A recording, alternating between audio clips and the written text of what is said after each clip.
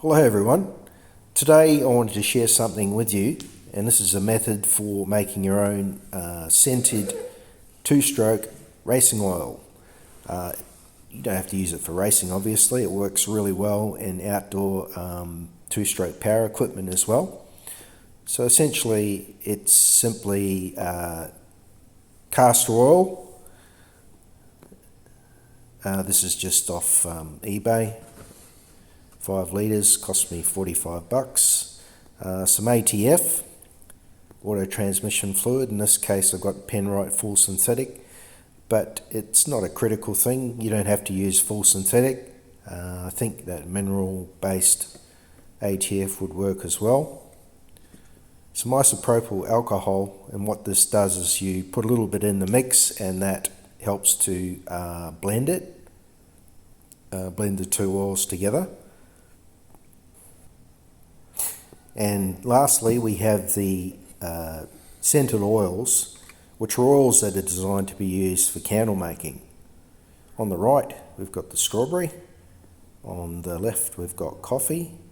I like the strawberry scent. The coffee one tends to blend a lot with the natural scent of the castor oil, which actually I think smells really good on its own anyway. Brings back lots of memories for me, that's for sure. So now we're going to go through the process of blending the ingredients together. You don't have to use lab glassware, obviously. This is just what I've got and what I use. The conical flask's really good for mixing the oils together. So you want to get yourself a nice clean rag. Cotton rag is the best. And we're going to filter the castor oil. You don't have to worry about the ATF obviously, because that's already designed as a motor oil, but there is cold press lint in the castor oil, so you want to filter that out. Sorry that this has jumped kind of off screen here. I've got to get my video techniques sharpened up a little bit, but I'll zoom in a minute. It's going to take probably an hour to run through.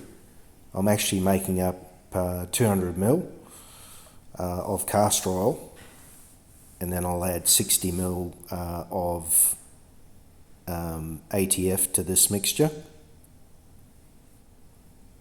So we've got our 200 ml of castor oil filtered, and now I'm adding in the 60 ml of ATF. It's reasonably accurate, but if you get it slightly off, that's not a huge drama. So yeah, I'm just, I've got the 50 ml mark coming up and 60 ml. That's very, very close to what it should be. And now I'll add in the scented oil, strawberry. I'm adding in 6 ml,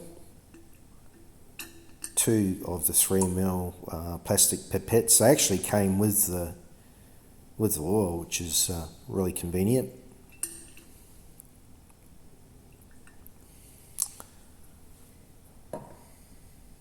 So now we've got our oils blended together.